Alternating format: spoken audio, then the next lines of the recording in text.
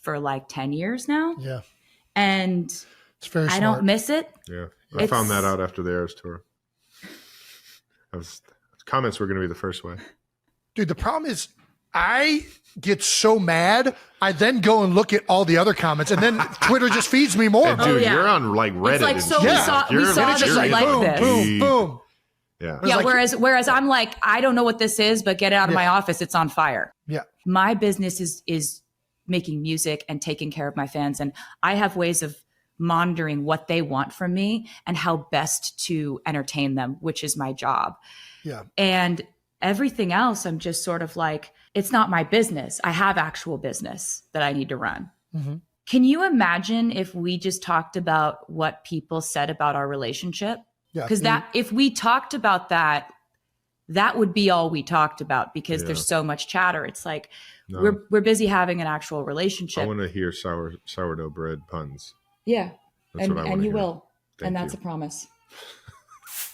All right.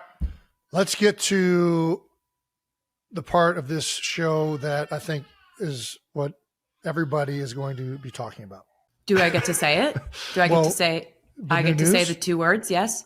Well, I think we were going to try and. I think this is first what of all, you can do whatever you want, Taylor. We're not going to review. This is very I much want to whatever. work within the framework of the podcast. I'm a fan of the podcast. Typically, we would allow the guest to say new news. Yeah, I want to do it. But with Zach Brown, we had another bit that we did. I don't know if you saw. I don't know if we can get back to this. I forgot everything that Zach taught me already. All right, let's just let the expert take care of this. Okay, I wanted to scream it. Taylor, just Travis style. Do you want me to start it or echo it? I think Taylor has a little bit of new news. Yay! She's a natural. She's a natural. It was as fun as I thought it was going to be. Oh, it was everything. It was everything and more. We did talk about Easter eggs earlier. Yeah. And at the very last Eras tour, you didn't take the lift. You did not. You went upstage and exited through an orange door. Why did you change the ending? So I'm happy you mentioned that. I was about to say, Jason, did you see that the fans noticed this? Because I was pretty proud of them for noticing that. They noticed everything. I was surfing the internet and saw something. Yeah. So that was, I was pretty happy that they noticed that. I was like, trained them well. So basically every night of the Eras tour, they know everything happens with a reason. Taylor's a planner. She's not just a random orange door. Eggs everywhere. Eggs everywhere. What's happening there? Why? Anyway, so I would leave the stage every night going down the elevator lift. That's how every single Eras show ended, except for the last one, where I exited through a door, an orange door to be specific. And orange. That actually was an Easter egg. Basically, the reason why I chose to exit that way is because I kind of wanted to give a little subliminal hint to the fans that I may be leaving the Eras Tour era, but I was also entering a new era. A new orange era. So I wanted to show you something. Okay. What do we got? We got a briefcase. Yep. Mint green with TS on it. Yep. What's in it? This is my brand new album. We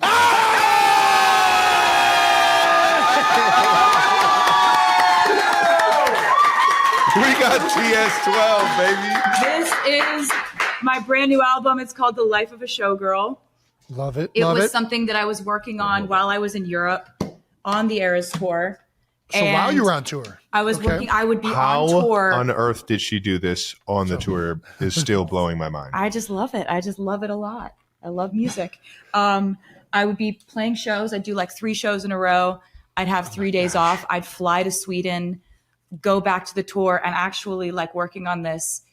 I was physically exhausted at this point in the tour, but I was so mentally stimulated and so excited to be creating. Oh, and wow. This is... And literally living the life of a showgirl. I was. While she wrote it. That's why I called it that. Nailed it. So, do you want to see the back cover? I would love to see all of it. Yes. The back cover is where we find the 12 tracks for my 12 tracks. 12th Bangers. album. So we got all. What are they? So we got track 1, The Fate of Ophelia. Okay. Track 2. Go ahead. I was going to say, do you know what Fate of Ophelia is? Talk about Hamlet? Hamlet? I don't want to get Jason all riled up. Yeah. So we can just go through the track. Okay. Yeah.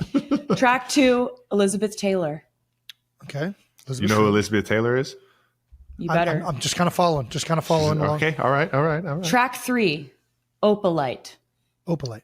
You know what opalite is, Jason? Why? Can we stop asking me? Okay, I'm done. I'm done asking Jason things. He's like, I hate this structure of the conversation. A lot about this album, and I'm excited. Okay. Track 4, Father Figure. Father Figure. All right. Track 5, Eldest Daughter. Okay. Track 6, Ruin the Friendship. Ooh. Track 7, Actually Romantic. Actually Romantic. Track 8, I wonder who that's Wish List with $2 as the S's. Just thought I'd point that out. Grammatical flourish. Track 9, Wood. Wood. Nice. Track 10, Canceled, but it's in all caps with an exclamation point at the end. Oh, that's a banger. Track 11, Honey. Honey. And can you do drum roll? Last track, track 12, the title track, The Life of a Showgirl, featuring Sabrina Carpenter. Sabrina Carpenter! That's awesome. So that's Look that. At this. Yeah. And so that's then we got... That is a showgirl. We got this orange vinyl. And it's orange. Here. Yeah, it is. And sparkly. Entering a new era. Sparkly. It's very nice. So what is the significance of the color orange? Why orange? I've just always liked it, Jason. It really so feels like, I don't know. It feels like kind of energetically how my life has felt. And this album is about what was going on behind the scenes in my inner life during this tour, which was so exuberant and electric and vibrant. And, you know, one of the things about this record is like, it's a record I made with my mentor, Max Martin, and Shellback. And the three of us have made some of my favorite songs that I've ever done before. Which ones, if you don't mind me asking? Well, they were my main collaborators on the Red album. We did We Are Never Getting Back Together, I Knew You Were Trouble, 22, Shake It Off, Blank Space, Style, Wildest Dreams. Oh, hell yes. Ready for it. So that's the energy we're going with. Yes, I understand why it's orange now. Okay. So yeah, we've made songs that I'm so proud of. There's gonna be some fucking bangers. Yes, I'm picking it up, dude. Yeah, it's I'm like telling that. You, it's 12. Yeah, it's like that. And so basically, we've never actually made an album before where it's just the three of us. There's no other collaborators. It's just the three of us making a focused album where, I mean, it felt like catching lightning in a bottle, honestly. Yeah. We hadn't worked together in like 7 or 8 years. And this feeds. They're just awesome. There's something about them. These guys, they're just geniuses in different avenues, in different ways. And we kind of, I'm going to put it down. Oh, sure. I've just never like this. Today's the first day I've seen it. Do you know what I mean? I'm just like, So Travis is just going to cradle it the whole time. Don't drop the baby. I will not drop this baby. So it's like working with them again was absolutely incredible. And actually, when I was on tour in Stockholm, I had Max Martin come out to the show, and I was talking to him, and I was like, I just feel like we could just knock it out of the park if we went back in and we did this all in Sweden and it was just us three. Like, I essentially said to him, I want to be as proud of an album as I am of the Eras tour, and for the same reasons, you know? Okay. And he was like, do you understand what kind of pressure that is? Yeah, I was about to say, that is okay. I was like, yeah. Why would you? Yeah, we can try. Let's so go. Your entire career? Got it. Yeah, we can do that in one album. Let's do it. Well, okay. And so it's like, you know, I spent time in the time that we were off doing different projects, and he and Shellback were doing different things. And I was making albums that were a little bit more esoteric, like folklore. She's so hot when she says these big words. You know what esoteric means. I know, it's for specific following. Exactly. Wait, what? So he knows what that means. He pretends he doesn't know what these words mean, but he knows what they mean. Esoteric means for a specific following, like a specific genre of people. He knows what it means. Okay. He does like a pretty, I don't know what it means thing, but he knows all the words and he knows what they mean. I don't know. And he may not have read Hamlet, but I explained it to him. So okay, there we go. Don't tell my middle school English teacher I didn't read Hamlet. Because I definitely was supposed to. Spark notes. It's all right. I watched The Lion King. All right. See, he knows what Hamlet is. Wait, Lion King is based off of Hamlet? Yes. Jason, your Reddit searches need to be more focused on we need your relationship with the internet to be like a little bit purer. I got the algorithm. I got the algorithm. My relationship with my relationship with the internet is bad. It's about as bad as it can get. Yeah. Sorry. No, you're fine. So I was like, I made a few records that were a bit more like specific in their sound or whatever, like Folklore, Evermore. Those were a little bit more like alt folk kind of leaning, and just kind of exploring and trying to challenge myself as a writer. And I feel like both Max and Shellback did that too in their own ways, going out into the world. And by the time we came back together, I feel like we had so much more dexterity to what we do. And it's almost like we'd all grown up so much. Like Shellback and I were both in our early 20s when we started working together, the three of us. And so it was very much like we were the ingenues and Max was the mentor. And this was the time where it felt like all three of us in the room were carrying the same weight as creators. And it was really special. It like meant the world to me to have this creative experience where like we knew that we had to bring the best ideas we've ever had. Yeah. And I also know the pressure I'm putting on this record by saying that, but I don't care because I love it that much. And I'm so proud of it. And it just comes from like the most infectiously joyful, wild, dramatic place I was in my life. Yeah. And so that effervescence has come through on this record. And like, as you said, bangers. And we were just like, there's no other songs coming. It's not like with Torture Poets Department, I was like, here's a data dump of everything I've thought, felt, there's a lot of songs on that one. In 2 or 3 years. Here's 31 songs. This is 12. There's not 12. A 13th. There's not a 4th. There's not other ones coming. This is the record I've been wanting to make for a very long time. I love it. I love this so much. Where do we start? I don't know where to start. You gave us a lot of information right there. I know. We didn't tell Jason that we were doing this. No, I just said like, can I go on the podcast? Because Brad Pitt did it and I want to do it too. And Jason was like, yes, I mean, we can make that happen. That seems like a valid reason. The request or the ask from either one of us was never going to come. I don't know why I would never ask you. I don't know. Yeah. Brandon still hates me because I never asked you, but I think this is way better. We waited till I had some stuff to say, I think. There we go. You know, I was waiting till I had like a sparkly briefcase to bring. I needed props. It took a long time to put that into production. So, well, it is finished. And do you want to tell everybody when it's coming out? It comes out October 3rd. October 3rd. This album comes out October 3rd. It's easy to remember. It's 10/3. 10/3. Still annoying. It is also your birthday week. We got Wyatt October 2nd. We got you October 5th. And then we got Mom October 9th. So this is a good month. Yeah. I picked a good month. It's going to be a good week. You know, all these Libras 10/3, 13. The opal birthstones. I'm picking up this numerology. There we go. There we go. Yep. See, I knew you'd. Never not annoying. Always going to coachable. Always going to try to force a 13 into the situation. And this one was right there. It was just right there. For the photos, there are a lot more photos in this. And there's a poem in this. And basically I love the photography so much that I don't want to show it right now because I want to keep some mystery going. Love it. Because that's, you know, half just fun to have things to still discover. Yeah. But the photos are done by Mert and Marcus, who are two of my favorite photographers. The last time and the only time I worked with them for an album cover shoot was with Reputation, with that album. And I loved what they did with those photos. So I called them up for this one. And I'm so happy with the way that the photos came out for this one. And it just basically was like, I was so proud of the music and so excited about this project from a creative standpoint that I was just like, all hands on deck. We're going all out.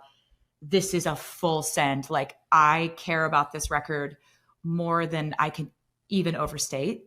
Mm-hmm. It's so much fun. And I mean, I understand what she's saying. I've been fortunate enough to hear every single song on here. So I know they're all 12 bangers. Yeah. It's a lot more upbeat and it's a lot more like fun pop, like excitement. And I think that's a completely like I think it's a complete 180 from a lot of the songs on Torture Poets for sure. Oh yeah. And it's just, life is more upbeat. Well, that's what I was about to say. It probably, do you find that your albums mimic everything that's happening in your personal life? Yeah, like, definitely. Your genres that you've done are like so wide spanning between like country, pop, and then like it can get, I don't even know, Torture Poets. It was like so cathartic. It felt like for you probably to write those songs and to release all that. Definitely. And it was like, I have different goals with different albums. Mm-hmm. And Torture Poets Department, my goals were strictly lyrical. Like I felt love like every that song was a poem. Oh, and I love that album so much from that perspective. That was strictly what I was trying to accomplish there, was just really a full catharsis. And I loved to embrace the mess of writing from that perspective, of the rawness of that. This, I have a totally different set of goals. Yeah. I always try to do something completely different if that's what I'm feeling at the moment. And I was feeling a complete pivot at this point in time. And I wanted the album to feel the way my life felt. And this completely matches the way that my life has felt. And I also wanted it to be just every single song is on this album for hundreds of reasons. Yeah. You know, and you couldn't take one out and it be the same album. You couldn't add one and it's just right. And that focus and that kind of discipline with creating an album and keeping the bar really high is something I've been wanting to do for a very long time. I tend to love to write lots and lots of music. So it's a temptation to release lots of music. Sure. I wanted to do an album that was so focused on quality and on the theme and everything fitting together like a perfect puzzle, that these 12 songs for my 12th album, I feel like we achieved that. And I'm really happy about that. So you mentioned a couple of things there. First, what is the theme of the album, if you would describe it as one like theme, if that's possible? I would say it's everything that was going on behind the curtain. Okay. And then what are the goals? You said something like what would be like your main goals with this album? My main goals were melodies that were so infectious that you're almost angry at it. And lyrics that are just as vivid, but crisp and focused and completely intentional. Check. So it's like, I feel like we actually came together in a really beautiful way, the three of us, Shellback, Max, and I, where we had a conversation about how Max was like, I loved folklore. I loved the storytelling on folklore. I don't want that to change. Like, just because we're making these infectious anthems, like, I don't want you to leave that behind. And I was like, I don't think I couldn't if I tried. So at this point, I got some stuff to say. I'm married to that kind of writing, you know? And so it was really amazing that we were able to, without doing too much overthinking, we were able to get in there, and it was just ideas flying. And all of these ideas were like, we've been waiting years to come back together and make this project. I love it. Felt really You are going to move. You are. This album is going to make you dance. October 3rd? Do I have to wait till October 3rd? Yes, you do, Jason. Yeah. God damn it! This is unfair. We don't trust you at all. Yeah, I mean, honestly, smart. I completely get it. The artwork. How do you settle on a front piece of like artwork for an album? This represents the end of my night. Okay. Right. So like when I'm on tour, I have the same day every single day. It's another reason why we have a very similar life. His game days are the same days every day. His practice days are the same every day. His meetings, his schedule. My show days are the same every single day. I just happen to be in a different city. Yeah. And my day ends with me in a bathtub, not usually in a bedazzled dress. Sure. Well, it's got to be, it's on the front of an album. We try to keep it decent, you know? Yeah. I wanted to sort of like glamorize all the different aspects of how that tour felt. And that's how that felt, to like be at the end of the night when all this has gone down. You won't be able to get to bed till 4 a.m. after this, but you had to jump through 50 million hoops in this obstacle course that is your show.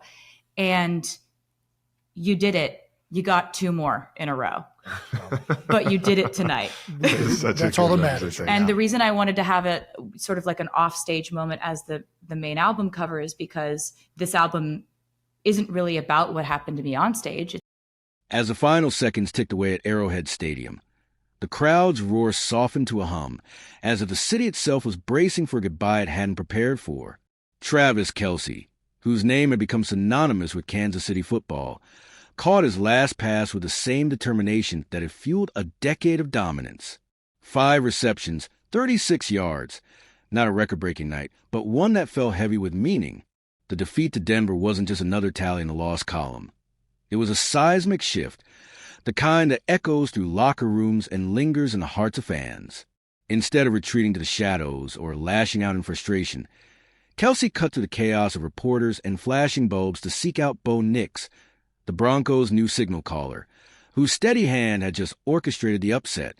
Their exchange was brief but electric, layered with respect and the unspoken knowledge that the torch was being passed to a new generation. You're a hell of a competitor, man. You already know. Love playing against you every single time, dog. Do your thing, baby. All right, go get you one, man. In those few words, Kelce managed to crystallize years of rivalry, the agony of defeat, and the dignity of sportsmanship. Yet while Kelce's grace painted one picture, a different narrative was brewing online. Jonathan Cooper, Denver's linebacker, couldn't resist savoring the moment with a flurry of tweets, each one a jab at the Chiefs' fallen empire.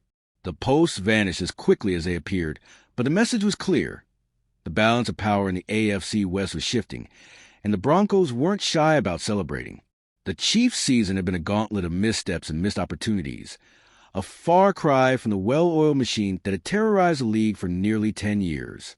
Drops, penalties, and the faintest whiff of bad fortune stalked them week after week until, finally, winter arrived with a cruel finality. Now, with Kansas City dethroned, the AFC was a wild frontier once again. The Broncos, perched at 13-3, needed only one more win to secure a playoff bye and home field advantage, but the Patriots and Jaguars were close behind, each team hungry to seize the moment. For the first time in years, the postseason felt like a blank slate, the kind of chaos that promises heartbreak and heroics in equal measure. Far from the glare of stadium lights, another Kelce was waging a battle of her own. Kylie Kelce, married to retired Eagles legend Jason, was navigating a season that football never prepares you for. Parenthood times 4. Life with Wyatt, Elliott Bennett, and baby Finley was a world away from primetime cameras and stadium chants, but it was no less demanding. In a viral video, Kylie peeled back the curtain with humor and a touch of exhaustion. For kids, too, in school. One who licks crackers off the ground and tries to feed them to me. Another who accidentally ate dog food. There was no sugarcoating the chaos.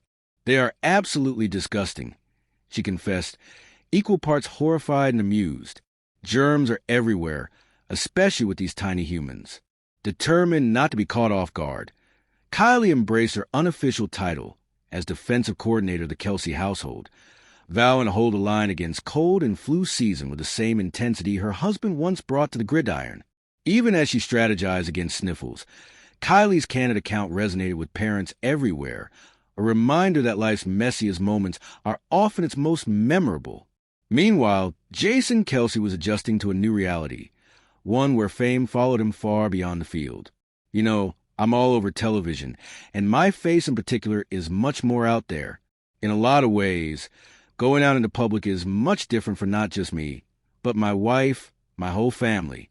The transition from sports icon to everyday dad was anything but simple, but Jason and Kylie clung to normalcy wherever they could find it. We're finding ways to get it done. We go to Disney World, and we're still walking around. For the Kelces, the magic was in the ordinary, in the stolen moment of anonymity, the laughter over spilled crackers, the sense that even as the world changed around them, their family would always be their anchor. As the NFL braces for an unpredictable postseason and the Chiefs look to rebuild, the Kelce story is unfolding in unexpected ways. On the field, the end of an era only means the beginning of new battles, new rivalries, and new legends waiting to be written. Off the field, the Kelces remind us that true greatness is found not just in victory, but in resilience, humility, and the courage to embrace whatever comes next. Whether the handshake under stadium lights or a late-night run for children's cough syrup, their journey is a mosaic of moments that defy headlines and linger long after the final whistle sounds.